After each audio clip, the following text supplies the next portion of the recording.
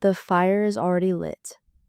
It is early morning at the Palace of Whitehall, somewhere in the middle years of the 16th century, and the cold stone corridors are just beginning to warm.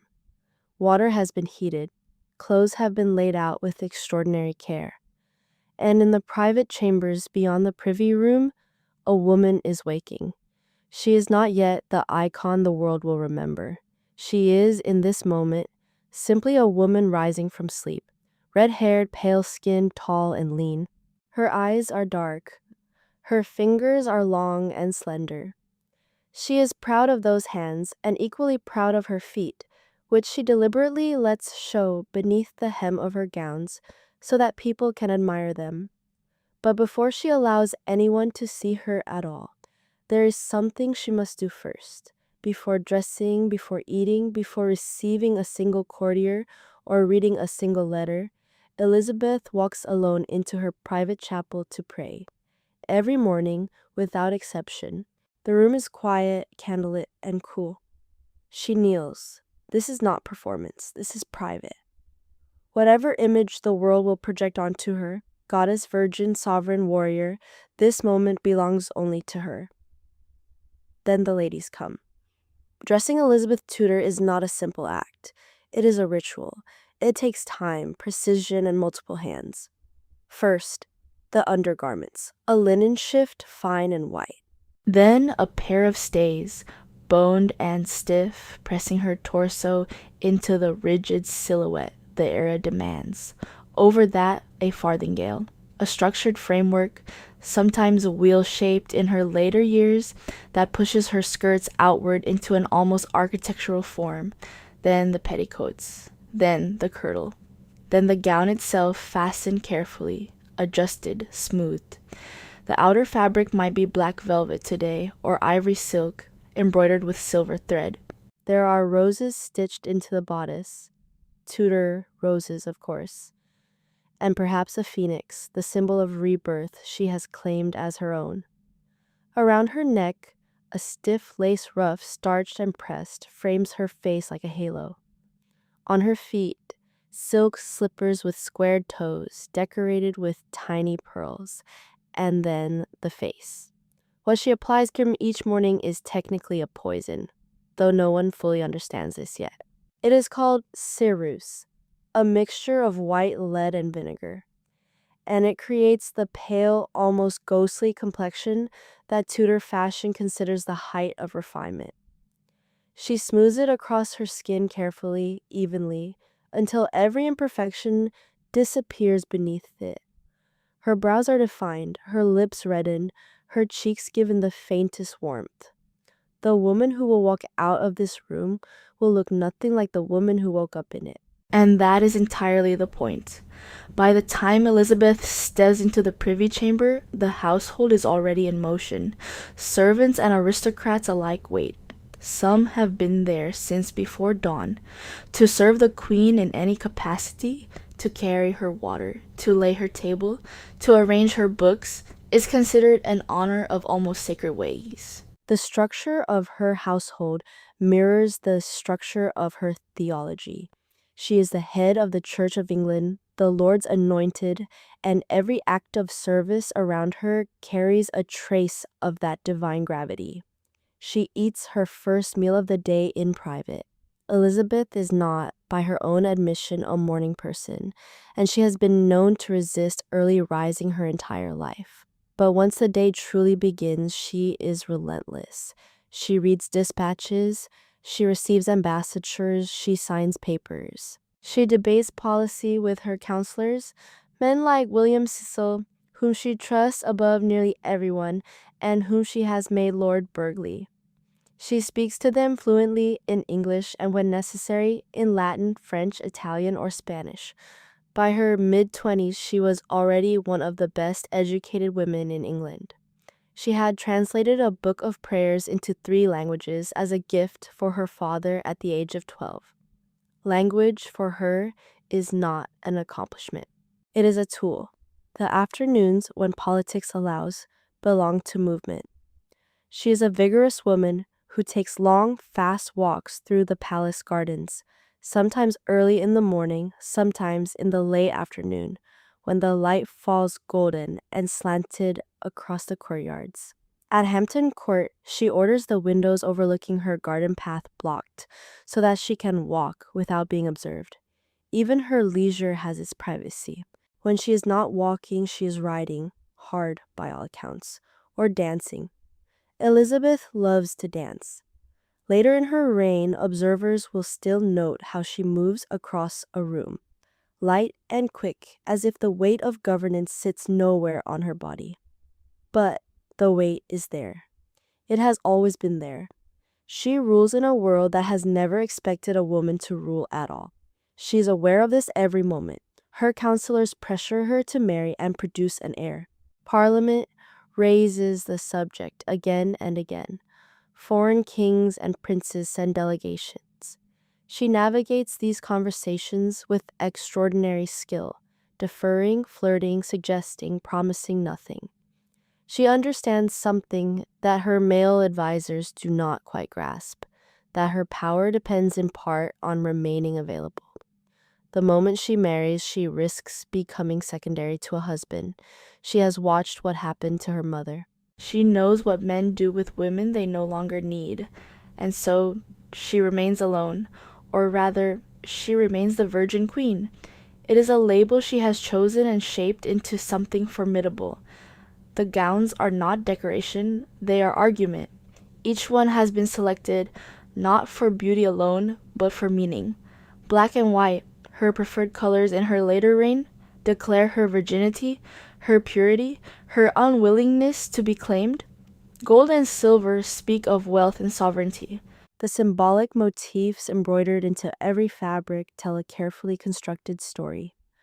The Tudor rose for dynasty, the pelican for self-sacrifice, the phoenix for immortality. Even the size of her skirts, the height of her ruff, the weight of the jewels at her throat, all of it is language. A language of power, spoken visually to everyone who looks at her. By 1587, Elizabeth owned 628 pieces of jewelry. Courtiers know this and act accordingly. New Year gifts to the Queen are almost always jewels or clothing.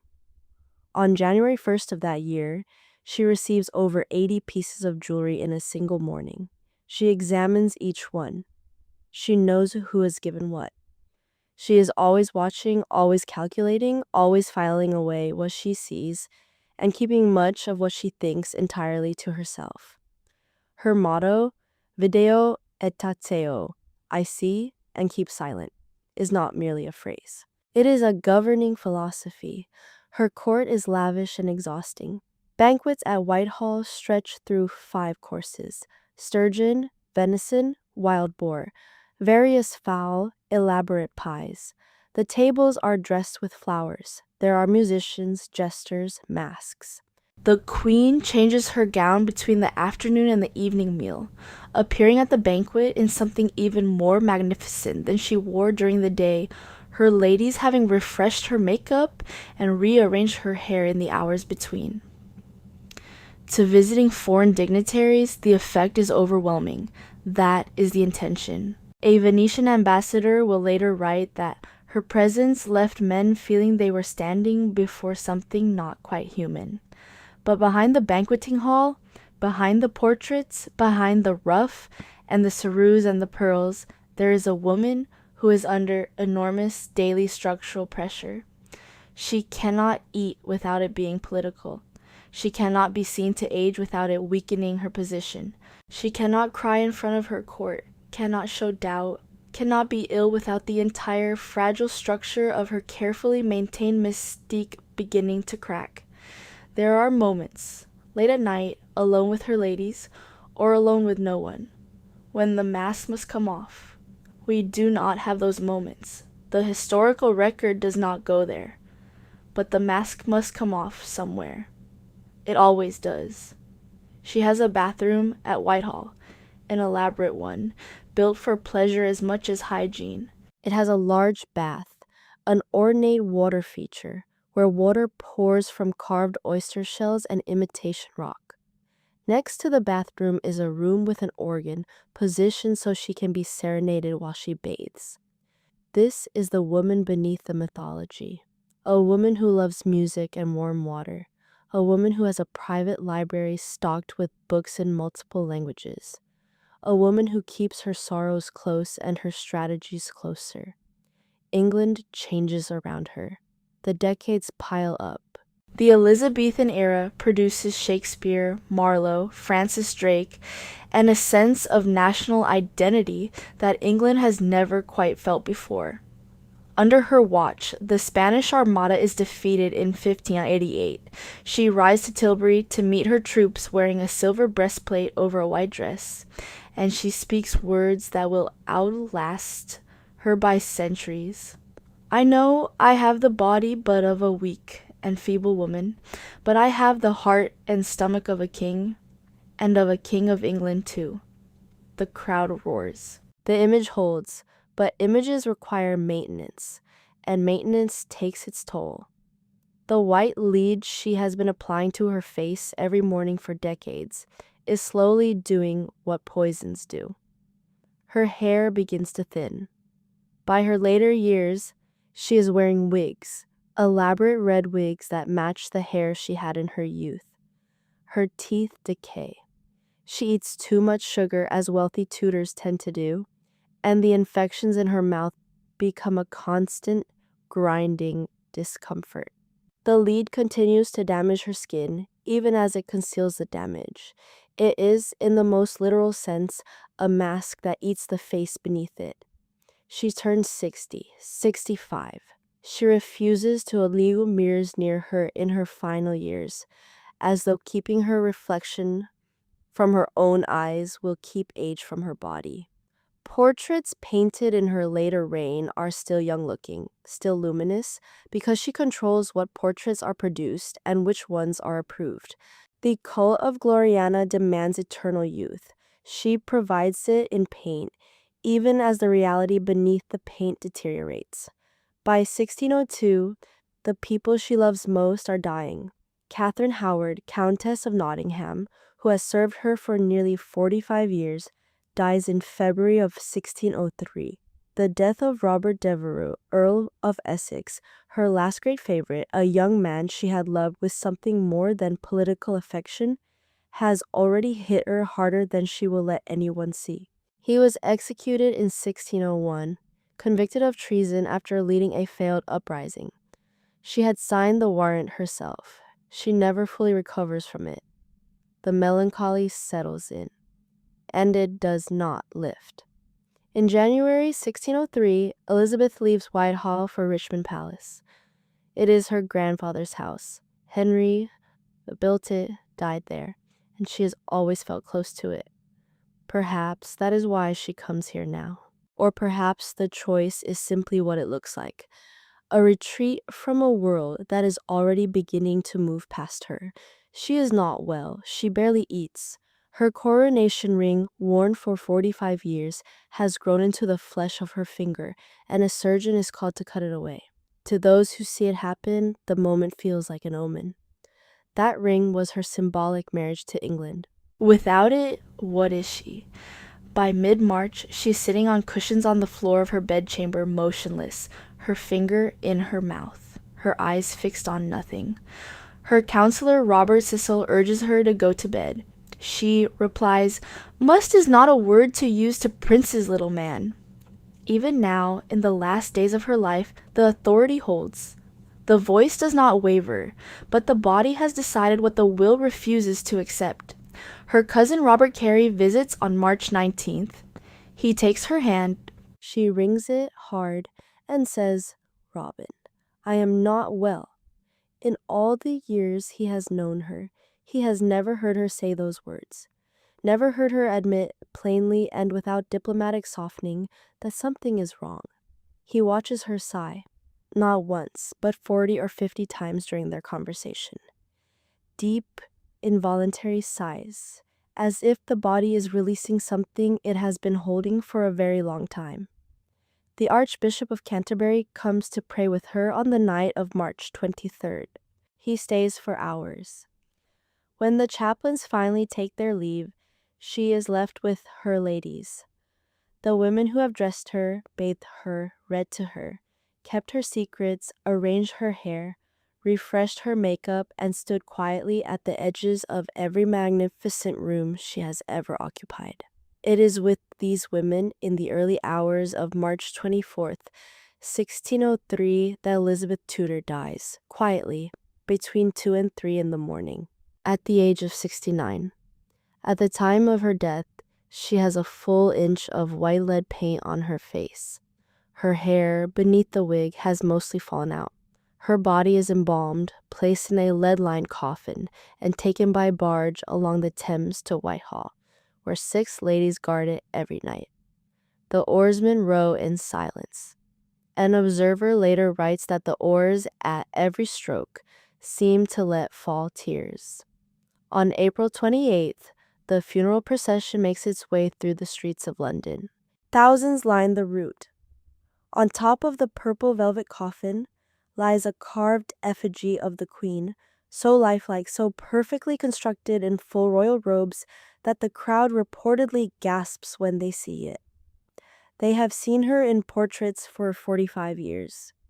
They have not, most of them, ever seen her in person. And here she is, at last, in the only form she ever fully controlled.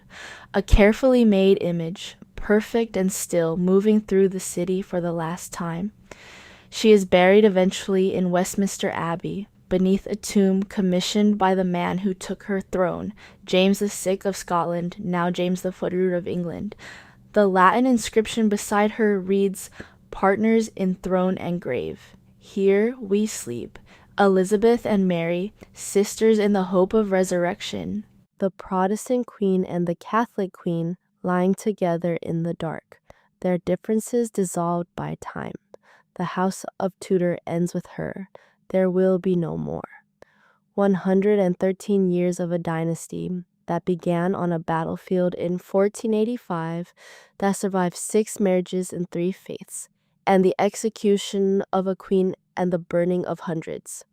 All of it ends here, in this quiet marble room, with a woman who never named a successor, because naming one would have meant admitting that she herself was mortal.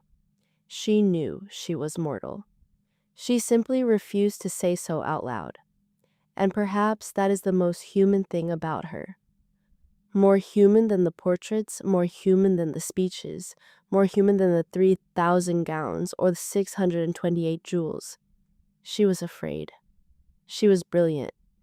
She was lonely in ways that power cannot cure. She was a daughter who grew up without a mother, a woman who governed a world that had been built to exclude her, and a monarch who held it all together for 45 years through sheer will, precision, and the refusal to let anyone see her flinch.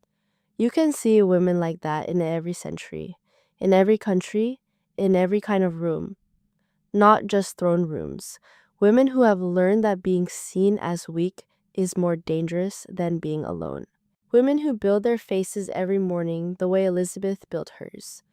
Not always with lead and vinegar, but with whatever the era provides. Women who watch and keep silent and endure longer than anyone expected them to. The mask changes. What it protects rarely does.